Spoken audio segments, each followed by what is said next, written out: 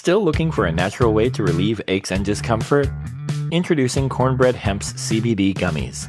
Cornbread Hemp's CBD Gummies are made to help you feel better, whether it's stress, discomfort, or just needing a little relaxation. They only use the best part of the hemp plant, the flower, for the purest and most potent CBD. Formulated to help relieve discomfort, stress, and sleeplessness. All products are third-party lab-tested and USDA organic to ensure safety and purity. Right now, TBD listeners can save 30% on their first order.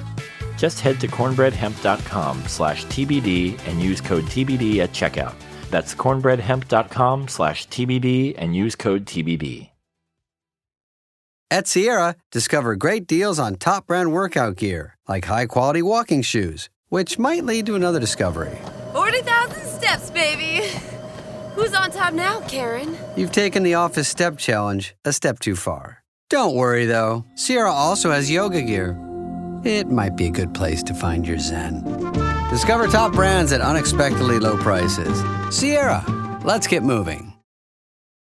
A quick warning before we get started today. We describe some car crashes in detail. This show is probably not appropriate to listen to with kids. Okay, here's the show.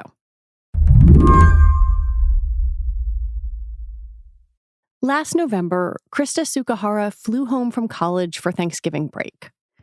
Krista was a first year at the Savannah College of Art and Design, but she'd grown up in Piedmont, California, across the bay from San Francisco. It was the Tuesday before the holiday. Krista had dinner with her family, then went to meet up with some friends from high school. They all hung out at someone's house. At some point, Krista and some other friends piled into a Cybertruck. That's Dana Hull, who covers Tesla and Elon Musk for Bloomberg News. And at 3 o'clock in the morning, that Cybertruck crashed into a tree and a retaining wall and got kind of wedged between the two of them, caught on fire. And Krista and the driver and another passenger all died. But Krista, who was 19, was not killed instantly, which some of her friends who were following behind in another car quickly realized. She survived the impact of the crash, but died in the fire, and the friend that was desperately trying to rescue her could not open the doors. Can you explain that for listeners? Yeah, so like a lot of electric vehicles or a lot of cars that have electric door handles, the doors are powered by a 12-volt battery. And if the 12-volt battery dies, which often happens if there is a crash, then the doors don't function as intended. And so what happened in this particular incident was the Cybertruck is on fire. This rescuer friend named Matt Riordan immediately sees the Cybertruck on fire, pulls over, jumps out of his car, tries to open the doors from the outside, can't, grabs a tree branch, smashes a window, pulls the front passenger out, and Krista is screaming for help from the back seat. And Matt is like, Krista, come forward. She tries to move forward. He's actually pulls on her arm, and then the fire is engulfing the cabin at this point, and she retreated because of the flames, and it was just too late. And by the time the fire trucks and the police department arrived, like the whole vehicle was engulfed.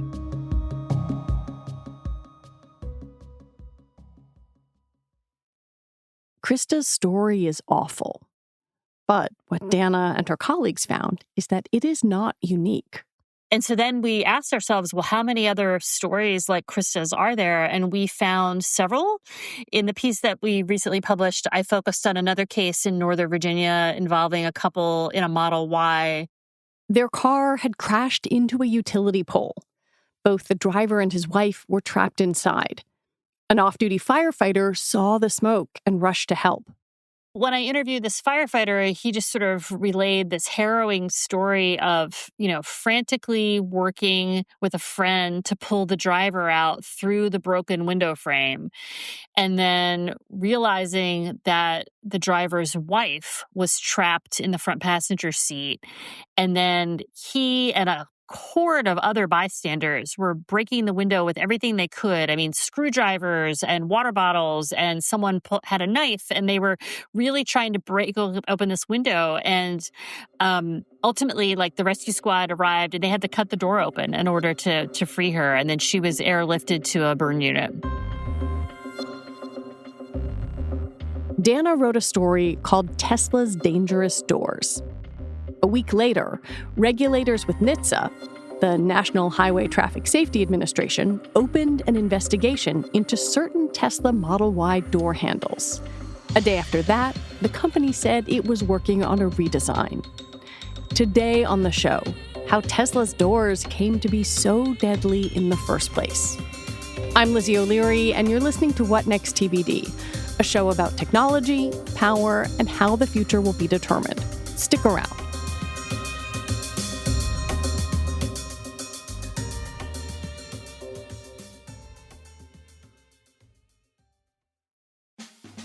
This podcast is brought to you by Progressive Insurance. Do you ever think about switching insurance companies to see if you could save some cash? Progressive makes it easy. Just drop in some details about yourself and see if you're eligible to save money when you bundle your home and auto policies. The process only takes minutes, and it could mean hundreds more in your pocket. Visit Progressive.com after this episode to see if you could save. Progressive Casualty Insurance Company and Affiliates. Potential savings will vary, not available in all states. This episode is brought to you by Saks Fifth Avenue. Saks Fifth Avenue makes it easy to get creative with your personal style and find the best arrivals for fall. Whether you're trying out the latest fashion trends or curating a closet that stands the test of time, Saks has you covered. Saks makes shopping feel personal. Their trusted in-store stylists are there to guide and inspire you, helping you find pieces that fit every aspect of your lifestyle.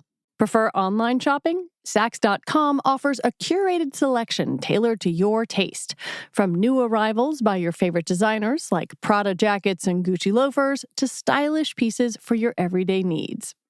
Whether it's date night, a vacation, a special occasion, or just lounging in style, Saks helps you find the perfect look for every occasion. If you want shopping to be fun and easy, then head to Saks Fifth Avenue for inspiring ways to elevate your personal style every day. Anyone who's ever ridden in a Tesla quickly learns that their doors are different. The handles don't jut out like they would on a typical car. They lie flush with the exterior, popping out when you approach the car with your key fob. They're unique, they're sleek, and they're electrically powered. And they're a defining feature of all Teslas, ever since the Model S was introduced back in 2013.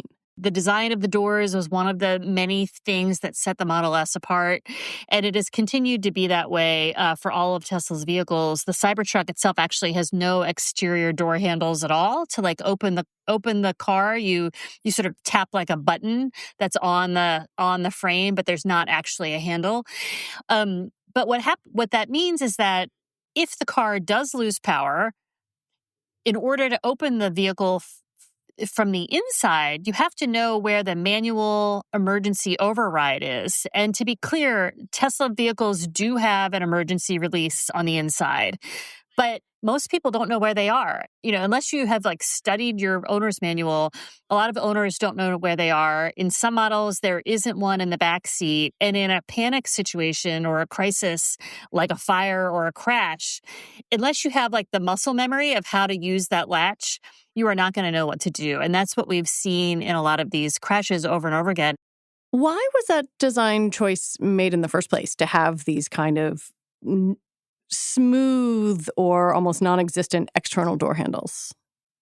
I think it's just it's very futuristic. It really adds to a lot of the aerodynamics of the car. It looks really cool. It set Tesla apart. And then it requires, less packaging. Like when you think about the automotive industry and the cost of components, the way that a typical door handle is packaged inside, every automaker is always trying to shave pennies off of cost. So not having a manual door handle, helped save money. One of the things that I think is important to point out when we talk about Teslas and EVs in general, but specifically Teslas, there are like two different batteries, right? There's the battery that is operating the doors, and then there is the big battery that is powering the vehicle. And when I read your reporting, I'm thinking through kind of two different scenarios where when things go wrong, the doors become an issue. One is the dead battery door, where maybe your child is in the car and you can't open the door, and that becomes very scary. But then also lithium-ion batteries burn at a very high temperature, and those fires, if there is one after a crash, burn very hot. It feels like you have sort of these two overlapping battery issues that could combine to make things even more dangerous. Correct. Yeah. So like the low voltage battery, which, it's 12 volts. I think in the Cybertruck, it's 48 volts, is what powers like the doors, the windows, like the touch screen. And then the big battery is what, provides the range of the vehicle. But yeah, it's like these cascading failures where, the 12 volt battery is out.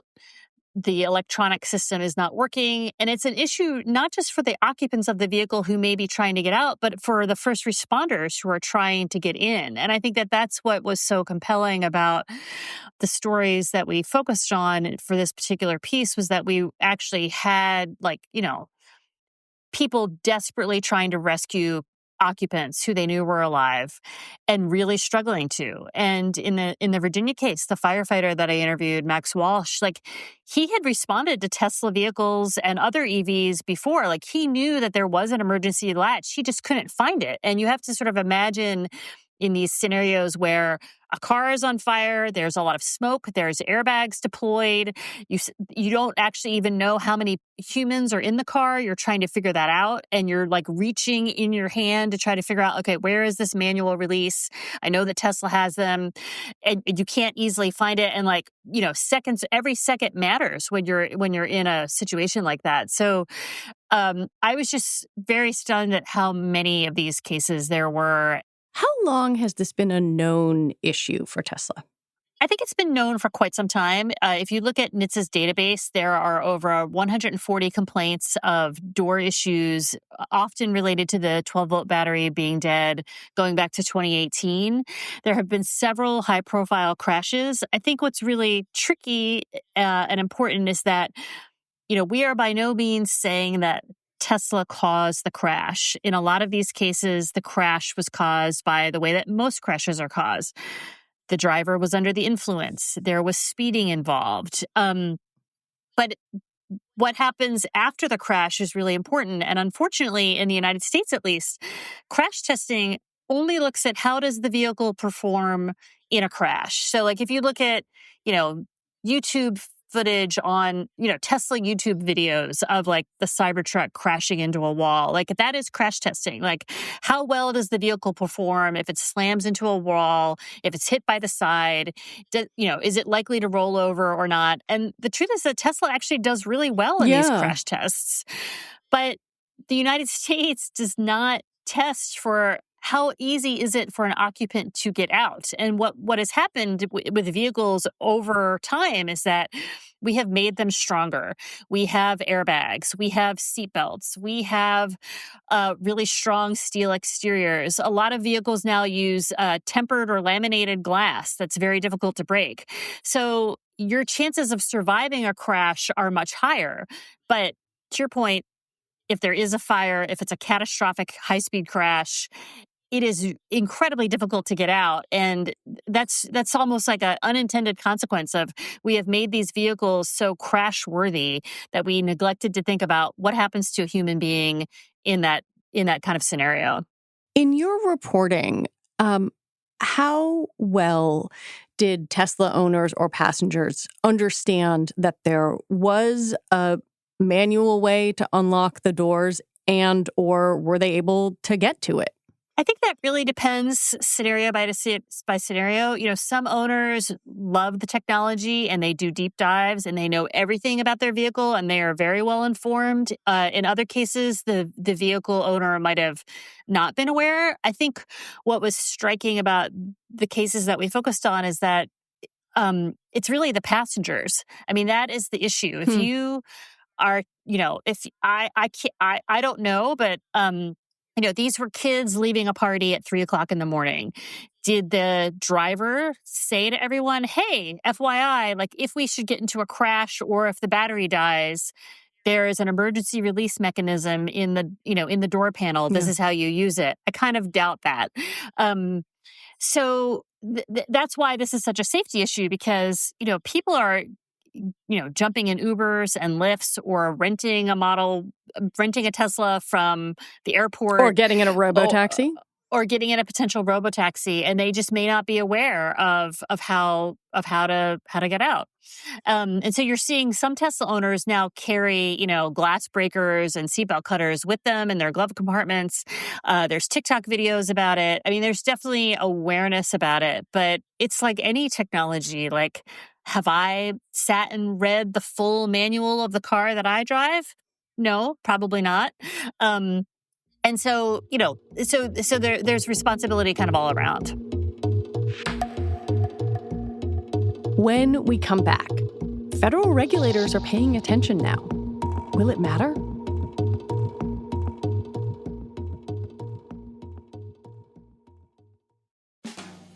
How many software as a service applications are being used at your company right now? Can't keep count? You're not alone. Trellico by 1Password helps you discover and secure access to all of your software as a service apps, even unmanaged shadow IT. Trellico by 1Password inventories every app in use at your company. Then the app pre-populates profiles to assess risk, letting you manage access, optimize spend, and enforce security best practices across every app your employees use. Manage shadow IT, securely onboard and offboard employees, and meet compliance goals. 1Password exceeds the standards set by various authorities and is a leader in security. Take the first step to better security for your team by securing credentials and protecting every application, even unmanaged shadow IT. Learn more at onepassword.com/TBD. That's onepassword.com/TBD, all lowercase. Raise the rudders! Raise the sails! Raise the sails! Captain, an unidentified ship is approaching. Over. Roger. Wait, is that an enterprise sales solution? Reach sales professionals, not professional sailors. With LinkedIn ads, you can target the right people by industry, job title, and more. Start converting your B2B audience today. Spend $250 on your first campaign and get a free $250 credit for the next one. Get started today at linkedin.com/campaign. Terms and conditions apply. Ford Blue Cruise hands-free highway driving takes the work out of being behind the wheel, allowing you to relax and reconnect, while also staying in control. Enjoy the drive in Blue Cruise-enabled vehicles like the F-150, Explorer, and Mustang Mach-E. Available feature on equipped vehicles. Terms apply. Does not replace safe driving. See Ford.com/Blue Cruise for more details. One thing that's interesting is that Tesla is at the forefront of this, but other car makers like this door design. It has caught on with them. Do other EVs have the same issue? So other EVs do have flush door handles. And actually, Consumer Reports did like a really great story back in January. That's sort of like how to get out of your EV if the, if the battery dies. Yeah. But I have not found, of cases of all of these deaths and injuries and rescue attempts with other models. And to be fair to Tesla, that's because there are so many more Teslas on the road. Right. So it's sort of like a numbers game. I mean, the Model Y was the best-selling car in the world in 2023 with over 1.22 million vehicles sold. So you are going to have more accidents by virtue of the fact that there are more cars on the road. Regulators are starting to pay attention, and not just in the U.S. I wonder if you could tell us a little bit about what the kind of scope of regulatory attention this issue is getting around the world. NHTSA opening a defect investigation a few days after our story published is huge. In Europe, I think that they are kind of looking at it. They have not opened an investigation per se, but I think Europe has always been at the forefront of safety, and they have some language on their website about how they're, taking an increasing look at just extraction in general, not specific to Tesla, but just, it's something that is on their radar. I know in Korea, this has been an issue, and the big question is China, which, is the world's largest auto market at the moment. But there hasn't been anything there's not a ban or anything at the moment. I just think that, there is heightened awareness with all of these crashes. Part of the issue, though, is clearly in the way safety tests are conducted, as you mentioned. Is there any sense that U.S. regulators might start to incorporate more factors into the way they evaluate a car for safety? One would think so, but I think we have to just recognize the regulatory environment that we are in right now. Yeah. NHTSA has always been a really underfunded, under-resourced agency. I was shocked to learn that here in California, where I live, the California Air Resources Board has 3 times the staff of NHTSA. Wow. And NHTSA isn't...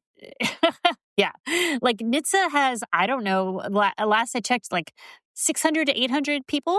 And, they do a lot of work. They are an agency that punches above its weight, but they have never had the resources that they've really needed to do all of the investigations. I think that they work very closely with industry in terms of trying to, get buy-in and to come to solutions. The last thing that NHTSA really ever wants to do is a recall, but they've done recalls in the past.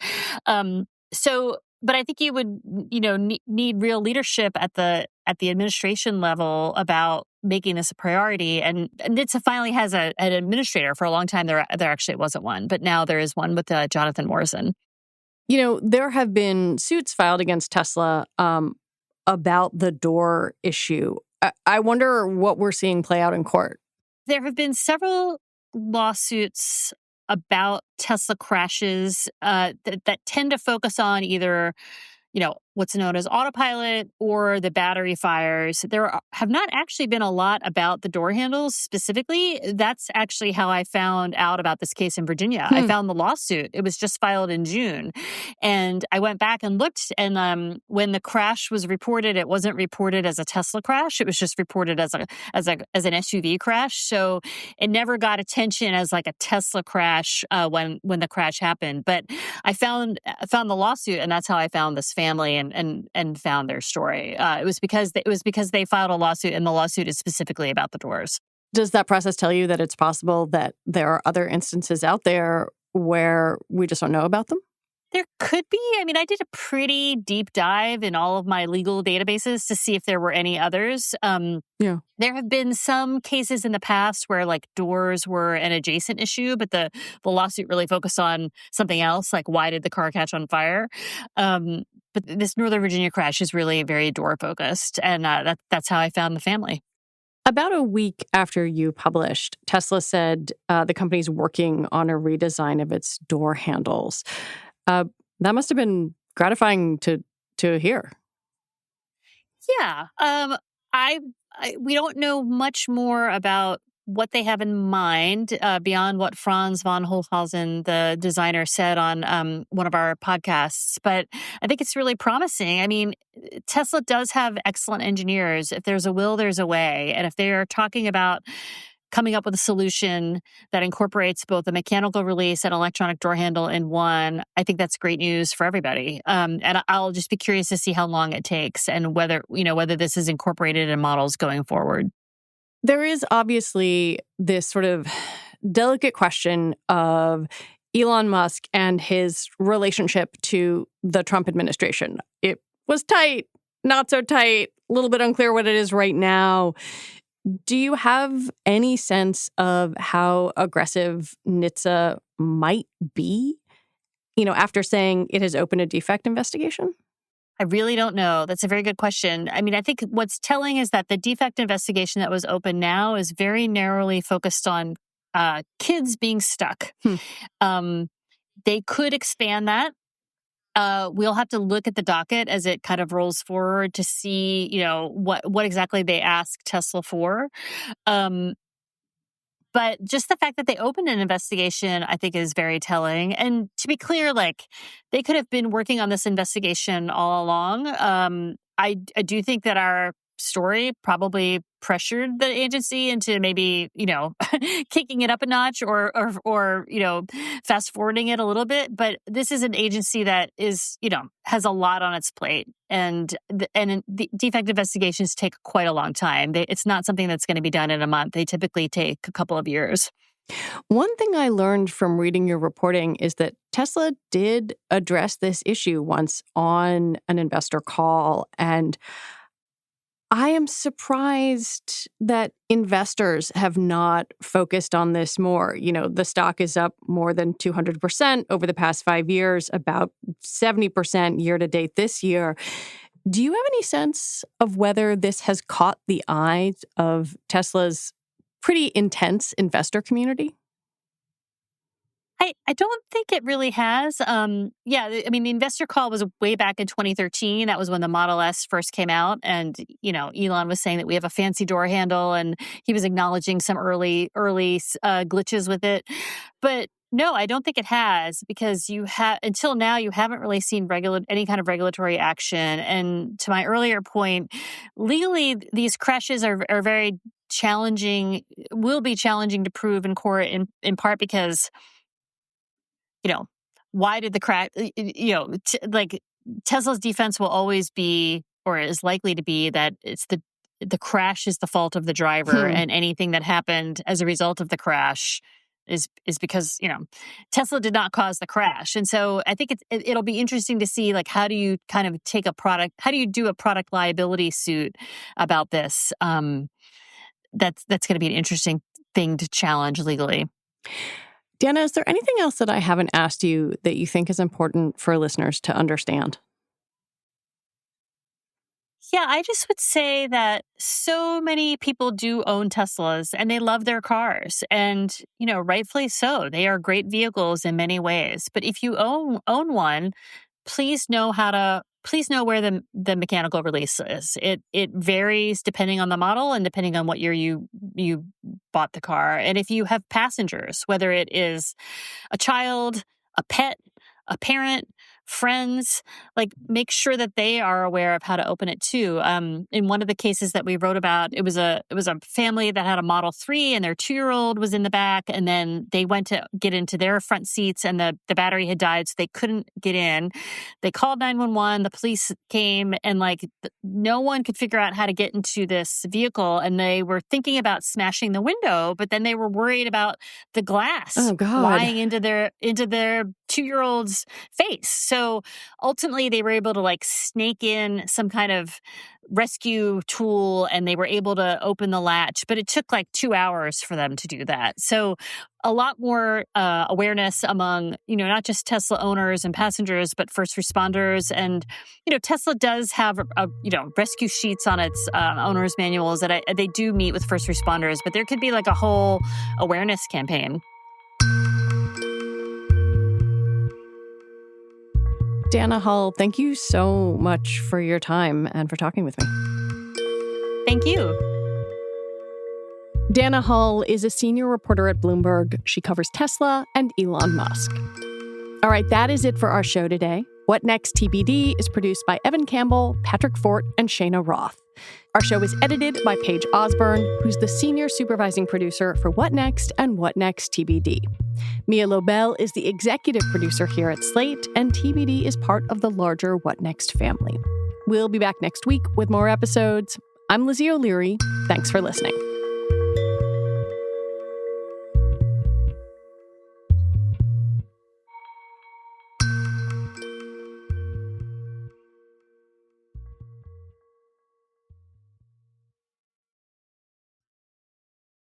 During that conversation, we're like, well, I wonder if it's the same with AI, right? Are we using a lot of power in AI that's not giving us a great benefit? And that's really what sort of kicked off a series of research efforts around this, trying to understand how do we make things more energy efficient? So this was the 21st century equivalent of Newton's apple falling from a tree.